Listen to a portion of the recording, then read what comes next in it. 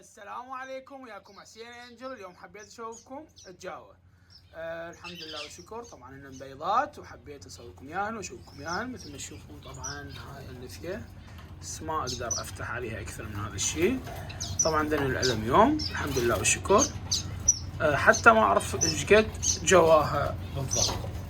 مثل ما تشوفون طبعا هذا الفحل هو بعض الأحيان طبعا هو نايم جوا بالعش، بس أنا مخلي إيدي حتى لا يدخل جوا. مثل ما تشوفون هسه أول ما أوخر إيدي قبل راح يجي يدخل.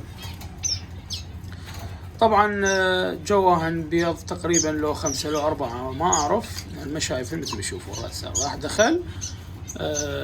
طبعا طيور كلش حنينة ذني الحمد لله والشكر. هذا الإنتاج الثاني بالنسبة لهن، بس طيور كلش تخاف لأن ذاك الإنتاج شوية أنا من بديت اتصور لكم إياها فما قدرت. يعني زي ما تشوفون شوف طيور كلش حنينة. الفحل ينام ويا الطيرة، فطيور يعني تبذير عراقي وشغل حلو.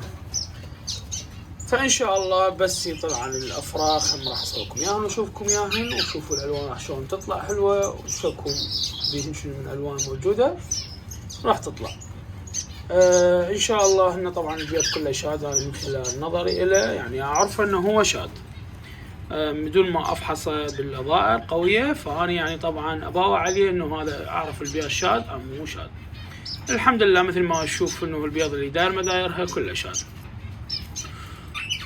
ان شاء الله راح اصور لكم بعض الطيور اللي موجوده عندي البيضات. باقي الطيور بالنسبه للشفتر، بالنسبه ابو الخدود البرتقاليه، ابو الحاجب، ان شاء الله كلهن راح اصور لكم اياهن واشوفكم انتاجهن هذا الموسم ان شاء الله. وان شاء الله حتى الفراوله فينيش همات اليوم اول بيضه بدا الموسم مالته، وان شاء الله راح اصور لكم اياه. تحياتي، وياكم حسين انجل، مع السلامه.